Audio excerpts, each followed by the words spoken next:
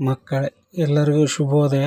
ಇವತ್ತು 9ನೇ ತರಗತಿ ವಿಜ್ಞಾನ ವಿಷಯದ ಪಾಠಗಳಲ್ಲಿ ಬರುವ ಸಮಸ್ಯೆಗಳಿಗೆ ಪರಿಹಾರಗಳನ್ನು ಕಂಡುಕೊಳ್ಳೋಣ. ಇಲ್ಲಿ ಆಯ್ಕೆ ಮಾಡಿಕೊಂಡಂಥ ಅಧ್ಯಾಯಗಳು ನಮ್ಮ ಸುತ್ತಮುತ್ತಲಿನ ದ್ರವ್ಯಗಳು ಶುದ್ಧವೇ ಮತ್ತು ಚಲನೆ, ಈ 3 ಪಾಠಗಳನ್ನು ನಾನು ಈಗ ಆಯ್ಕೆ ಮಾಡಿಕೊಂಡಿದ್ದೇನೆ. ಒಂದೊಂದೇ ಪಾಠವನ್ನು ಹೇಗೆ ಆ ಪಾಠದಲ್ಲಿ ಬರುವಂಥ ಅಭ್ಯಾಸದ ಸಮಸ್ಯೆಗಳನ್ನು ಹೇಗೆ ಬಿಡಿಸುವುದು ಎಂಬುದನ್ನು ಒಂದೊಂದಾಗಿ ಅಧ್ಯಯನ ಮಾಡ್ತಾ ಹೋಗೋಣ. ಅಧ್ಯಾಯ ನಮ್ಮ ಸುತ್ತಮುತ್ತಲಿನ ದ್ರವ್ಯಗಳು. 1ನೇ ಸಮಸ್ಯೆ, ಈ ಕೆಳಗೆ ಕೊಟ್ಟಿರುವ ತಾಪಗಳನ್ನು ಸೆಲ್ಸಿಯಸ್ ಪದ್ಧತಿಯಲ್ಲಿ ಪರಿವರ್ತಿಸಿ. ಅಂದರೆ ಕೆಲ್ವಿನ್ನಿನಲ್ಲಿ ಕೊಡಲಾಗಿದೆ, ಅವುಗಳನ್ನು ಸೆಲ್ಸಿಯಸ್ ಮಾನದಲ್ಲಿ ಪರಿವರ್ತನೆ ಮಾಡಬೇಕು. A 300 kelvin, B 573 kelvin. ಈಗ ಪರಿವರ್ತನೆ ಮಾಡ್ತಾ ಹೋಗೋಣ. 300 ಕೆಲ್ವಿನ್ ಮೈನಸ್ 273.15 ಅಂದರೆ ಕೆಲ್ವಿನ್ನಲ್ಲಿ 0 ಡಿಗ್ರಿ ತಾಪಮಾನದ ಕೆಲ್ವಿನ್ ಮಾನ ಎಷ್ಟು ಅಂದರೆ 273.15 ಇರೋದರಿಂದ ಕೆಲ್ವಿನ್ನಲ್ಲಿ ಈ ಮಾನವನ್ನು ಕಳೆದಾಗ ನಮಗೆ ಸೆಲ್ಸಿಯಸ್ ಪದ್ಧತಿಯ ತಾಪಮಾನದ ಪರಿಮಿತಿ ನಮಗೆ ದೊರೆಯುತ್ತೆ. ಹಾಗಾಗಿ 300 ಮೈನಸ್ 273.15 ಕಳೆದಾಗ 26.85 ಸೆಲ್ಸಿಯಸ್ ಆಗುತ್ತದೆ. ಅದೇ ರೂಪದಲ್ಲಿ 573 kelvin minus 273.15 that is equal to 299.85 Celsius ದೊರೆಯುತ್ತದೆ. 2ನೇ ಸಮಸ್ಯೆ, ಈ ಕೆಳಗಿನ ತಾಪಗಳಲ್ಲಿ ನೀರಿನ ಭೌತ ಸ್ಥಿತಿಯನ್ನು ತಿಳಿಸಿ ಅಂತ ಕೇಳಿದ್ದಾರೆ. ಇಲ್ಲಿ 250 ಡಿಗ್ರಿ ಸೆಲ್ಸಿಯಸ್ನಲ್ಲಿ ನೀರಿನ ಭೌತ ಸ್ಥಿತಿ ಯಾವುದು, 100 ಡಿಗ್ರಿ ಸೆಲ್ಸಿಯಸ್ ತಾಪಮಾನದಲ್ಲಿ ನೀರಿನ ಸ್ಥಿತಿ ಯಾವುದು ಅಂತ ಕೇಳಿದ್ದಾರೆ. 1ನೇದ್ದು 250 ಡಿಗ್ರಿ ಸೆಲ್ಸಿಯಸ್ ತಾಪಮಾನದಲ್ಲಿ ನೀರು ಆವಿಯಾಗಿ ಅನಿಲ ಸ್ಥಿತಿಯನ್ನು ಪಡೆದುಕೊಳ್ಳುತ್ತದೆ. ಹಾಗಾಗಿ 250 ಡಿಗ್ರಿ ಸೆಲ್ಸಿಯಸ್ ತಾಪಮಾನದಲ್ಲಿ ನೀರಿನ ಭೌತ ಸ್ಥಿತಿ ಅನಿಲ ಸ್ಥಿತಿ. ಬಿ 100 ಡಿಗ್ರಿ ಸೆಲ್ಸಿಯಸ್ ತಾಪಮಾನದಲ್ಲಿ ನೀರು ಕುದಿಯುವ ಸ್ಥಿತಿಯನ್ನು ಹೊಂದುತ್ತದೆ. ಅಂದರೆ 100 ಡಿಗ್ರಿ ಸೆಲ್ಸಿಯಸ್ ತಾಪಮಾನದಲ್ಲಿ ನೀರು ಕುದಿಯಲಿಕ್ಕೆ ಪ್ರಾರಂಭ ಮಾಡುತ್ತದೆ.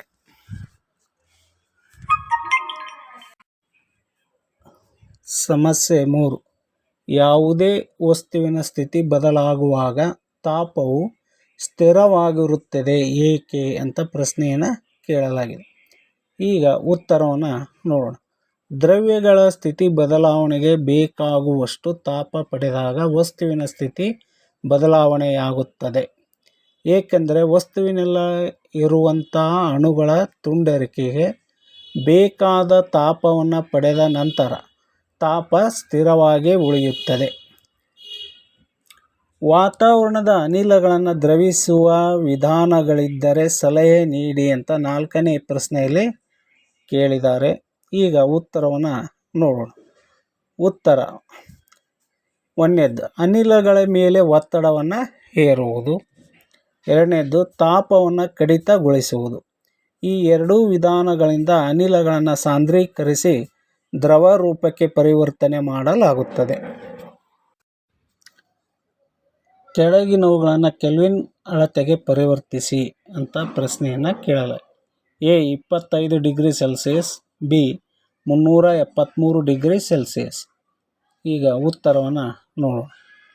ಈ ಸೆಲ್ಸಿಯಸ್ ಪದ್ಧತಿಯಲ್ಲಿ ಕೊಟ್ಟಂಥ ಮಾನಗಳನ್ನು ನಾವು 0 ಕೆಲ್ವಿನ್ ತಾಪಮಾನಕ್ಕೆ ಕೂಡಿಸಿದಾಗ ನಮಗೆ ಕೆಲ್ವಿನ್ ಮಾನ ದೊರಕುತ್ತದೆ.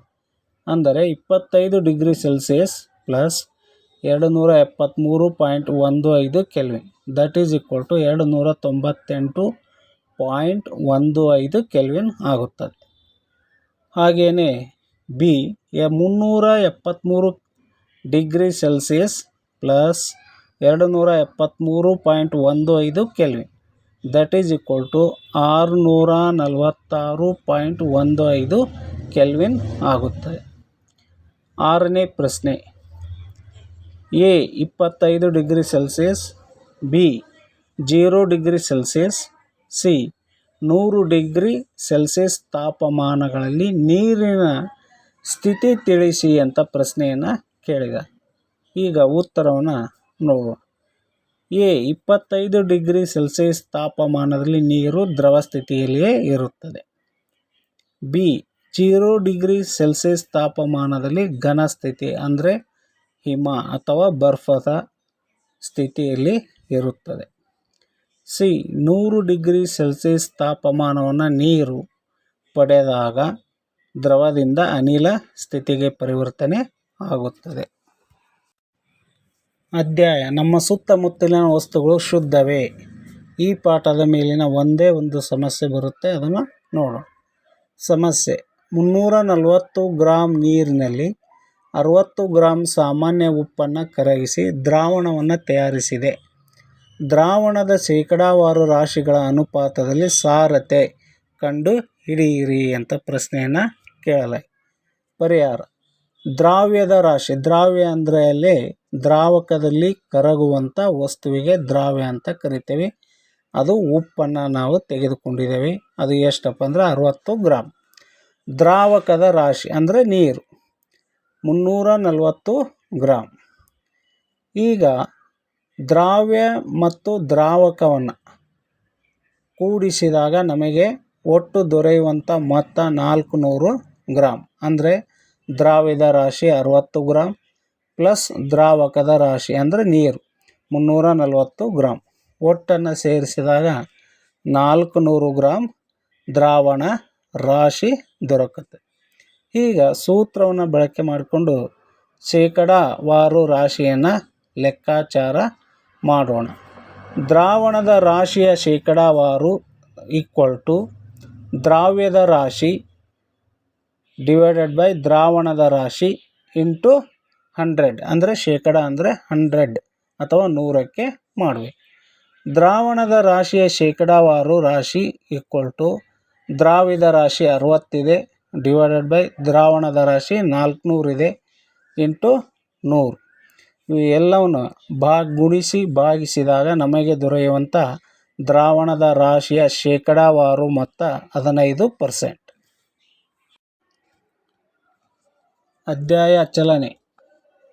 200 ಮೀಟರ್ ವ್ಯಾಸವುಳ್ಳ ವೃತ್ತೀಯ ಪಥದಲ್ಲಿ ಓಟಗಾರನೊಬ್ಬ ಒಂದು ಸುತ್ತನ್ನು ಸುತ್ತ ಹಾಕಿ ಬರಬೇಕಾದ್ರೆ 40 ಸೆಕೆಂಡ್ಗಳಲ್ಲಿ ಪೂರ್ಣಗೊಳಿಸಿದ್ದಾನೆ.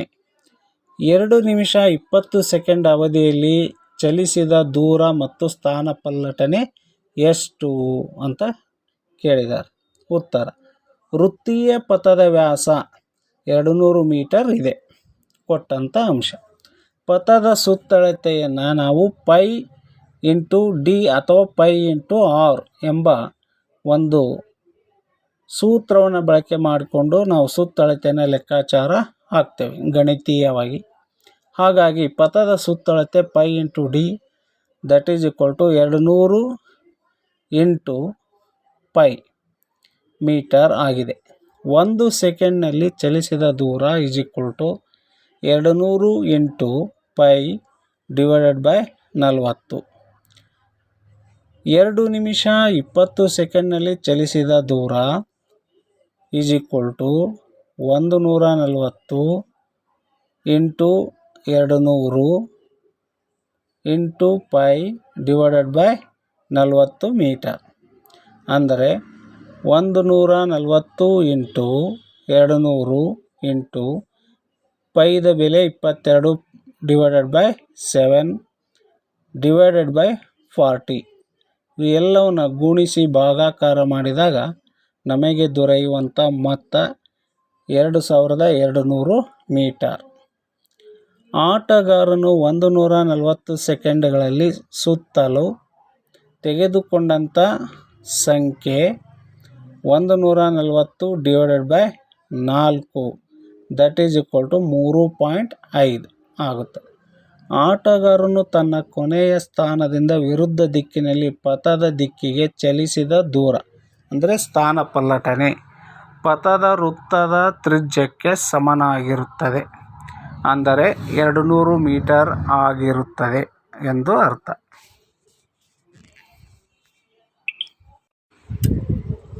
ಜೋಸೆಫ್ 300 ಮೀಟರ್ ನೇರ ರಸ್ತೆಯ ಒಂದು ತುದಿ ಎ ಇಂದ ಇನ್ನೊಂದು ತುದಿ ಬಿ ಗೆ 2 ನಿಮಿಷ 30 ಸೆಕೆಂಡಿನಲ್ಲಿ ನಿಧಾನವಾಗಿ ಓಡುತ್ತಾನೆ. ನಂತರ ದಿಕ್ಕು ಬದಲಿಸಿ ಪುನಃ 10 ಮೀಟರ್ ದೂರದ ಸಿ ಗೆ 1 ನಿಮಿಷ ಓಡುತ್ತಾನೆ. ಎ ಇಂದ ಸಿ ಗೆ ನಿಧಾನಗತಿಯ ಓಟದ ಸರಾಸರಿ ಜವ ಮತ್ತು ವೇಗವನ್ನು ಕಂಡುಹಿಡಿಯಿರಿ. ಇಲ್ಲಿ ಚಿತ್ರದಲ್ಲಿ ನಿರೂಪಿಸಿರುವಂತೆ ಎ ದಿಂದ ಸಿ ಗೆ ಚಲಿಸಿದ ದೂರ 200 ಮೀಟರ್, ಸಿ ದಿಂದ ಬಿ ಗೆ ಚಲಿಸಿದ ದೂರ 100 ಮೀಟರ್. ಎ ದಿಂದ ಬಿ ದವರೆಗೆ ಚಲಿಸಿದ ಒಟ್ಟು ದೂರ 300 ಮೀಟರ್. ಉತ್ತರ: ಎ ಇಂದ ಬಿ ಗೆ ಚಲಿಸಲು ತೆಗೆದುಕೊಂಡ ಕಾಲ 2 ನಿಮಿಷ 30 ಸೆಕೆಂಡ್ ಪ್ಲಸ್ 1 ನಿಮಿಷ. ಒಟ್ಟು ಕೂಡಿಸಿದಾಗ ಸೆಕೆಂಡ್ಗಳಲ್ಲಿ 210 ಸೆಕೆಂಡ್ ಆಗುತ್ತದೆ. ಎ ಇಂದ ಬಿ ಗೆ ಚಲಿಸಿದ ದೂರ 300 ಮೀಟರ್. ಎ ಇಂದ ಸಿ ಗೆ ಚಲಿಸಿದ ದೂರ ಸ್ಥಾನಪಲ್ಲಟನೆ 200 ಮೀಟರ್ ಆಗುತ್ತದೆ. ಅಂದರೆ 300ರಲ್ಲಿ 100ನ್ನು ಕಳೆದಾಗ ಸರಾಸರಿ ಜವ ಎ ಇಂದ ಬಿ ಗೆ ಲೆಕ್ಕಾಚಾರ ಮಾಡಿದಾಗ 300/150 metre per second that is equal to 2 metre per second. ಸರಾಸರಿ ಜವ ಎ ದಿಂದ ಸಿ ಗೆ 400/210 metre per second is equal to 1.9 metre per second ಸರಾಸರಿ ಜವ ದೊರಕುತ್ತದೆ. ಸರಾಸರಿ ವೇಗ ಎ ದಿಂದ ಬಿ ಗೆ ಚಲಿಸಿದ ದೂರ 300 metre /150 metre per second equal to 2 metre per second ಆಗುತ್ತದೆ. ಸರಾಸರಿ ವೇಗ ಎ ದಿಂದ ಸಿ ಗೆ ಚಲಿಸಿದ ಒಟ್ಟು ದೂರ 200 ಮೀಟರ್ ಒಟ್ಟು ಸೆಕೆಂಡ್ಗಳು 210 that is equal to 0.95 metre per second ದೊರಕುತ್ತದೆ. ಹೀಗೆ ಸರಾಸರಿ ಜವ ಮತ್ತು ಸರಾಸರಿ ವೇಗವನ್ನು ಎ ದಿಂದ ಬಿ, ಎ ದಿಂದ ಸಿ ಇವುಗಳನ್ನು ಲೆಕ್ಕಾಚಾರ ಮಾಡಲಾಗಿದೆ. ಲಿಂಗರಾಜನೆಂಬ ವಿದ್ಯಾರ್ಥಿ ವಾಹನದಲ್ಲಿ ಶಾಲೆಗೆ ಹೋಗುವಾಗ ತನ್ನ ಪ್ರಯಾಣದ ಸರಾಸರಿ ಜವವನ್ನು 20 ಕಿಲೋಮೀಟರ್ ಪರ್ ಗಂಟೆ ಎಂದು ಲೆಕ್ಕಾಚಾರ ಹಾಕಿದ್ದಾನೆ. ಅದೇ ಮಾರ್ಗವಾಗಿ ಲಿಂಗರಾಜ ಹಿಂದಿರುಗಿ ವಾಪಸ್ ಪ್ರಯಾಣಿಸಿದಾಗ ಟ್ರಾಫಿಕ್ ಕಡಿಮೆ ಇದ್ದ ಕಾರಣ ಸರಾಸರಿ ಜವ 30 ಕಿಲೋಮೀಟರ್ ಪರ್ ಗಂಟೆ. ಹಾಗಾದರೆ ಲಿಂಗರಾಜನ ಪ್ರಯಾಣದ ಸರಾಸರಿ ಜವವೆಷ್ಟು ಎಂಬುದನ್ನು ಲೆಕ್ಕಾಚಾರ ಮಾಡಬೇಕು. ಈಗ ಉತ್ತರ: ಸರಾಸರಿ ಜವ ಶಾಲೆಗೆ ಹೋಗಲು V1 ಎಂದು ತೆಗೆದುಕೊಳ್ಳೋಣ. ಅಂದರೆ ಮನೆಯಿಂದ ಶಾಲೆಗೆ ಹೋಗುವಾಗ ಅವನ ಜವ 20 ಕಿಲೋಮೀಟರ್ ಪರ್ ಗಂಟೆ. ಸರಾಸರಿ ಜವ ಶಾಲೆಯಿಂದ ಮನೆಗೆ ಬರಲು V2 ಎಂದು ತೆಗೆದುಕೊಂಡಾಗ 30 ಕಿಲೋಮೀಟರ್ ಪರ್ ಗಂಟೆ. ಲಿಂಗರಾಜನು ಮನೆಯಿಂದ ಶಾಲೆಗೆ ಚಲಿಸಿದ ದೂರ x ಮೀಟರ್ ಆಗಿರಲಿ. ಲಿಂಗರಾಜ ಚಲಿಸಲು ತೆಗೆದುಕೊಂಡ ಕಾಲ T1 ಮತ್ತು T2 ಆಗಿರಲಿ. ಜವ ಈಸ್ ಈಕ್ವಲ್ ಟು ಚಲಿಸಿದ ದೂರ ಡಿವೈಡೆಡ್ ಬೈ ಕಾಲ. ಈ ಸೂತ್ರವನ್ನು ಬಳಕೆ ಮಾಡಿಕೊಂಡು ಜವವನ್ನು ಲೆಕ್ಕಾಚಾರ ಮಾಡಿ ಸರಾಸರಿ ಜವವನ್ನು ಕಂಡು ಹಿಡಿಯಬೇಕು. ಈಗ ಮೊದಲನೇದಾಗಿ ಸರಾಸರಿ ಜವ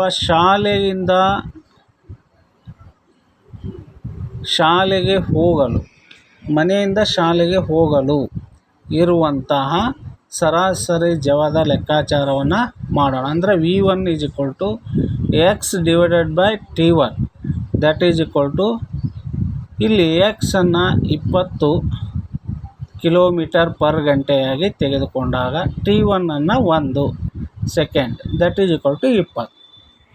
ಅದೇ ಪ್ರಕಾರ V2 is equal to x divided by T2 that is equal to 30/1 equal to 30. Lingaraja ಚಲಿಸಿದ ಒಟ್ಟು ದೂರ ಎಕ್ಸ್ ಪ್ಲಸ್ ಎಕ್ಸ್ ಆಗಿರಲಿ, ಅಂದರೆ ಎರಡನ್ನು ಕೂಡಿಸಿದಾಗ 2x. ಅಂದರೆ ಶಾಲೆಯಿಂದ ಮನೆಗೆ, ಮನೆಯಿಂದ ಶಾಲೆಗೆ ಹೋದಂಥ ಒಟ್ಟು ದೂರವನ್ನು ಎಕ್ಸ್ ಪ್ಲಸ್ ಎಕ್ಸ್ ಎಂದು ತೆಗೆದುಕೊಳ್ಳಲಾಗಿದೆ. ಲಿಂಗರಾಜ ಚಲಿಸಲು ತೆಗೆದುಕೊಂಡ ಕಾಲವನ್ನು T1 ಮತ್ತು T2 ಅಂತ ತೆಗೆದುಕೊಳ್ಳಲಾಗಿದೆ. ಎರಡನ್ನು T1 ಪ್ಲಸ್ T2. ಲಿಂಗರಾಜನು ಚಲನೆಯ ಸರಾಸರಿ ಜವ ಲೆಕ್ಕಾಚಾರ ಮಾಡಿದಾಗ ಮೊದಲನೇ ಚಲಿಸಿದ ದೂರ 20 ಪ್ಲಸ್ ಎರಡನೇ ಅವಧಿಯಲ್ಲಿ ಚಲಿಸಿದ ದೂರ 30 ಕಿಲೋಮೀಟರ್ ಡಿವೈಡೆಡ್ ಬೈ 2. ಎರಡನ್ನು ಕೂಡಿಸಿ 2ರಿಂದ ಭಾಗಾಕಾರ ಮಾಡಿದಾಗ 25 ಮೀಟರ್ ಪರ್ ಸೆಕೆಂಡ್ ಮೊತ್ತ ನಮಗೆ ದೊರಕುತ್ತದೆ. ಇದು 24 ಮೀಟರ್ ಪರ್ ಸೆಕೆಂಡಿಗೆ ಸಮನಾಗಿ ಇಲ್ಲ. ಅಂದರೆ ಲಿಂಗರಾಜನು ಚಲನೆಯ ಸರಾಸರಿ ಜವ 25 ಮೀಟರ್ ಪರ್ ಸೆಕೆಂಡ್ ಆಗಿದೆ.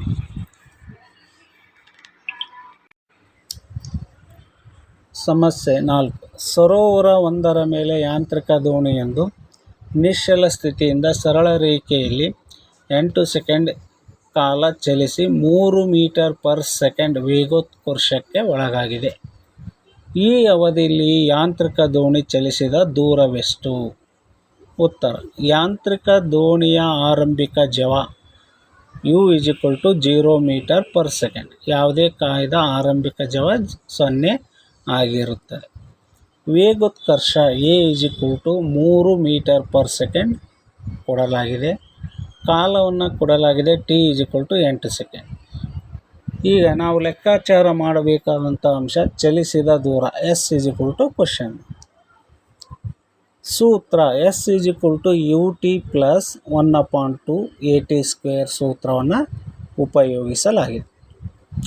s uದ ಬೆಲೆ ಇದೆ 0 ಇಂಟು t 8 ಪ್ಲಸ್ 1/2 ಇಂಟು ಎದ ಬೆಲೆಯನ್ನು ನೀಡಲಾಗಿದೆ 3 ಇಂಟು ಟಿದ ಬೆಲೆ 8 ಇದೆ. ಸ್ಕ್ವೇರ್ ಇರೋದ್ರಿಂದ square 8². Therefore s = 0 plus 1/2 into 3 into 64 ಆಗುತ್ತೆ. ನೆಕ್ಸ್ಟ್ 2ರಿಂದ 64ನ್ನು ಭಾಗಾಕಾರ ಮಾಡಿದಾಗ ಬಂದಂಥ ಮೊತ್ತವನ್ನು 3ಕ್ಕೆ ಗುಣಿಸಿದಾಗ ನಮಗೆ ದೊರೆಯುವ ಮೊತ್ತ 96 ಮೀಟರ್. ಅಂದರೆ ಯಾಂತ್ರಿಕ ದೋಣಿ ಚಲಿಸಿದ ದೂರ 96 ಮೀಟರ್ ಆಗಿದೆ.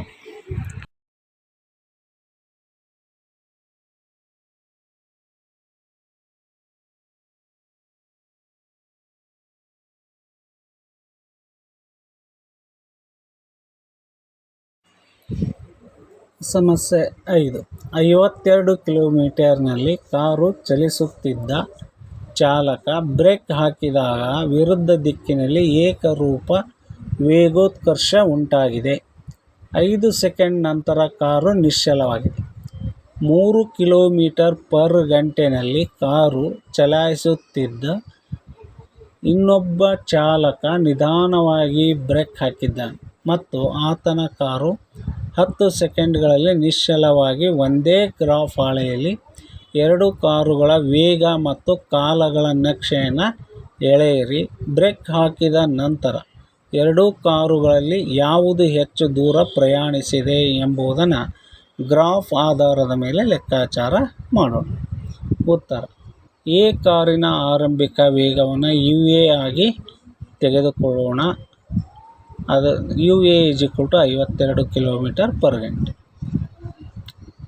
UA = 52 into 5/18 that is equal to 14.4 metre per second ದೊರಕುತ್ತದೆ.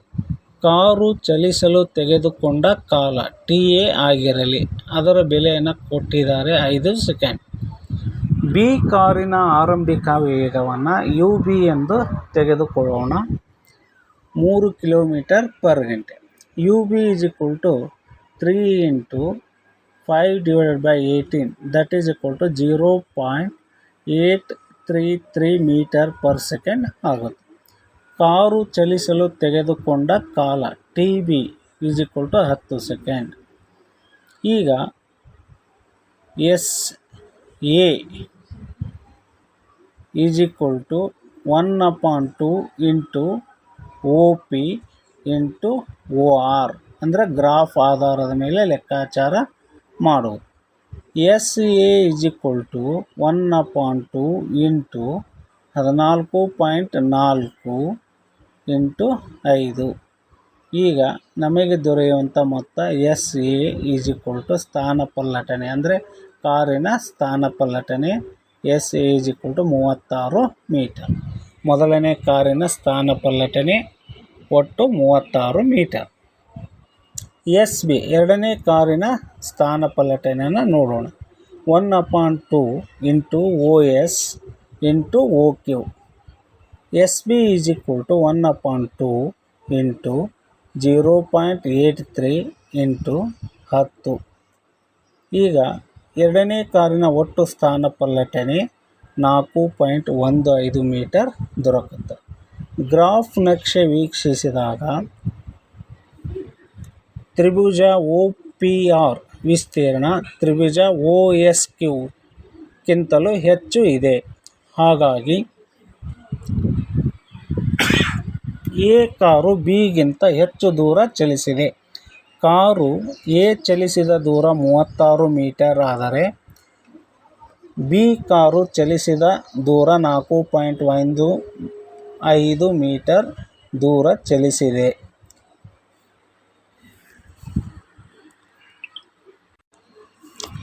ಸಮಸ್ಯೆ 7. 20 ಮೀಟರ್ ಎತ್ತರದಿಂದ ಚೆಂಡನ್ನು ನಿಧಾನವಾಗಿ ಬೀಳಿಸಲಾಗಿದೆ. ಒಂದು ವೇಳೆ ಅದರ ವೇಗವು ಏಕರೂಪವಾಗಿ 10 ಮೀಟರ್ ಪರ್ ಸೆಕೆಂಡ್ ದರದಲ್ಲಿ ಹೆಚ್ಚಾದರೆ ಅದು ಯಾವ ವೇಗದೊಂದಿಗೆ ನೆಲಕ್ಕೆ ಬಡಿಯುತ್ತದೆ ಅಥವಾ ಅಪ್ಪಳಿಸುತ್ತದೆ? ಎಷ್ಟು ಕಾಲದ ನಂತರ ನೆಲಕ್ಕೆ ಬಡಿಯುತ್ತದೆ ಎಂಬುದನ್ನು ಲೆಕ್ಕಾಚಾರ ಮಾಡಿರಿ ಅಂತ ನೀಡಲಾಗಿದೆ. ಉತ್ತರ: ಆರಂಭಿಕ ವೇಗ u = 0.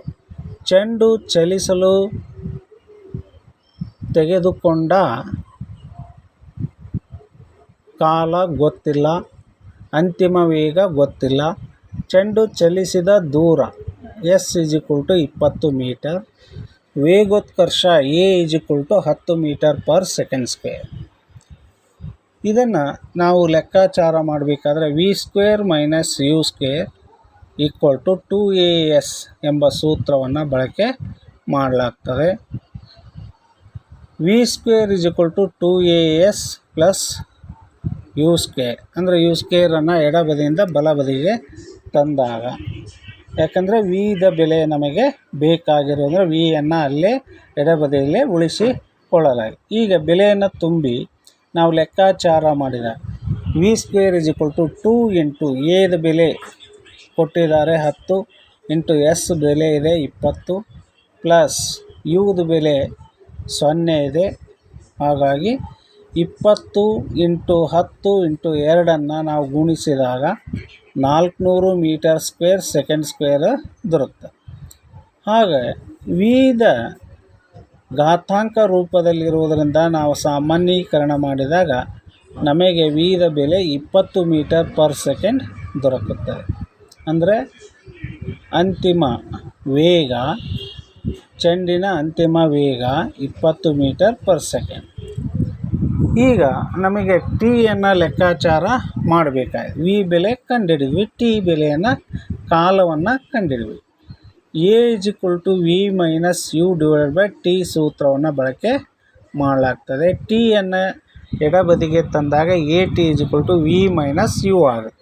ನಮಗೆ ಟಿ ಬೆಲೆ ಕಂಡುಹಿಡಿಬೇಕಾಗಿರೋದ್ರೆ ಟಿಯನ್ನು ಎಡಬದಿಯಲ್ಲೇ ಉಳಿಸ್ಕೊಂಡು ಎಯನ್ನು ಬಲಬದಿಗೆ ತಂದಾಗ ಸೂತ್ರ v - u/a ದೊರಕುತ್ತದೆ. ಈಗ ಬೆಲೆಯನ್ನು ತುಂಬಿ ಲೆಕ್ಕಾಚಾರ ಮಾಡಿದಾಗ ನಮಗೆ t 2 ಸೆಕೆಂಡ್ ಎಂಬ ಮೊತ್ತ ನಮಗೆ ದೊರಕುತ್ತದೆ. ಅಂದರೆ ಚೆಂಡು ನೆಲಕ್ಕೆ ಅಪ್ಪಳಿಸಲು ತೆಗೆದುಕೊಂಡಂಥ ಕಾಲ 2 ಸೆಕೆಂಡ್.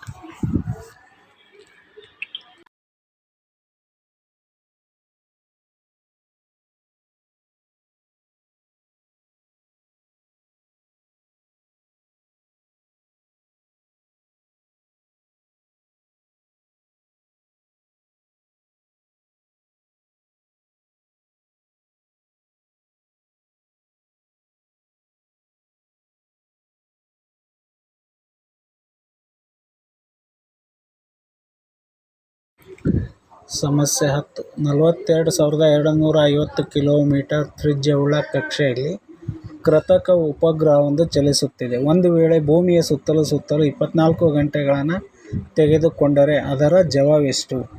ಕೆಳಗಡೆ ರೇಖಾಚಿತ್ರವನ್ನು ಮತ್ತು ವಿಡಿಯೋ ಕ್ಲಿಪ್ಪನ್ನು ಸಹ ನೀಡಲಾಗಿದೆ. ಅಂದರೆ ಭೂಮಿಯ ಸುತ್ತಲೂ ಉಪಗ್ರಹ ಹೇಗೆ ತಿರುಗುತ್ತದೆ ಎಂಬುದನ್ನು ವೀಕ್ಷಣೆ ಮಾಡಲು ಸಹ ಒಂದು ವಿಡಿಯೋ ಕ್ಲಿಪ್ಪನ್ನು ನಾವು ನೀಡಿದ್ದೇವೆ. ಈಗ ಭೂಮಿಯನ್ನು ಸುತ್ತುವರಿಯುವಂಥ ಉಪಗ್ರಹ ಭೂಮಿಯ ಕೇಂದ್ರ ಬಿಂದುವಿನಿಂದ ಅದರ ತ್ರಿಜ್ಯವನ್ನು ನಾವು ತೆಗೆದುಕೊಂಡಾಗ π = 22/7, c = 22 ಸೆಂಟಿಮೀಟರನ್ನು ತೆಗೆದುಕೊಂಡಾಗ ಸುತ್ತಳತೆ, c ಡಯಾಮೀಟರ್ 7 ಸೆಂಟಿಮೀಟರನ್ನ ತೆಗೆದುಕೊಂಡು ಆಗ π = c/d. ಆವಾಗ ನಮಗೆ 22/7 ಮೊತ್ತ ದೊರಕುತ್ತೆ. ಇಲ್ಲಿ 2πr ಎಂಬ ಸೂತ್ರವನ್ನು ಬಳಕೆ ಮಾಡಿಕೊಂಡು ಕಕ್ಷೆಯ ತ್ರಿಜ್ಯದ ದೂರವನ್ನು ಲೆಕ್ಕಾಚಾರ ಮಾಡಲಾಗ್ತದೆ. ಹಾಗಾಗಿ 2πr = 2 × π ಬೆಲೆ ಗೊತ್ತಿದೆ 22/7 ಇಂಟು r ತ್ರಿಜ್ಯವನ್ನು ಕೊಡಲಾಗಿದೆ 42,250 ಕಿಲೋಮೀಟರ್. ಇವು ಒಟ್ಟು ಎಲ್ಲ ಮೊತ್ತಗಳನ್ನು ಗುಣಿಸಿ 7ರಿಂದ ಭಾಗಾಕಾರ ಮಾಡಿದಾಗ ಕಕ್ಷೆಯ ತ್ರಿಜ್ಯದ ದೂರ 2,65,571.4 ಕಿಲೋಮೀಟರ್ ದೊರಕುತ್ತದೆ. ಜವವನ್ನು ಲೆಕ್ಕಾಚಾರ ಮಾಡುವ ಸಂದರ್ಭದಲ್ಲಿ ತ್ರಿಜ್ಯದ ದೂರ / ತೆಗೆದುಕೊಂಡ ಕಾಲ, ಈ ಒಂದು ಸೂತ್ರವನ್ನು ಬಳಕೆ ಮಾಡಿಕೊಂಡು ನಾವು ಜವವನ್ನು ಲೆಕ್ಕಾಚಾರ ಮಾಡ್ತೀವಿ. ಜವ = ದೂರ / ಟೈಮ್ ಅಂದರೆ ವೇಳೆ. ಇವುಗಳನ್ನು ಬೆಲೆಗಳನ್ನು ತುಂಬಿ ನಾವು ಲೆಕ್ಕಾಚಾರ ಮಾಡಿದಾಗ 2,65,571.4 ಟೈಮ್ ಕೊಟ್ಟಿದ್ದಾರೆ 24 ಗಂಟೆ. 2,65,571.4 24ರಿಂದ ಭಾಗಿಸಿದಾಗ ನಮಗೆ ಉಪಗ್ರಹ ಚಲಿಸಲು ತೆಗೆದುಕೊಂಡಂಥ ಜವ ಎಷ್ಟು ಎಂಬುದು ನಮಗೆ ಮೊತ್ತ ಬರುತ್ತದೆ. ಅದು 11,065.47 km/h. ಅಂದರೆ 1 ಗಂಟೆಗೆ ಸ್ಯಾಟಲೈಟ್ ಉಪಗ್ರಹ ಭೂಮಿಯನ್ನು ಸುತ್ತುವರಿಯಲು ತೆಗೆದುಕೊಳ್ಳುವಂಥ ಅದರ ಜವ 11,065.47 km/h.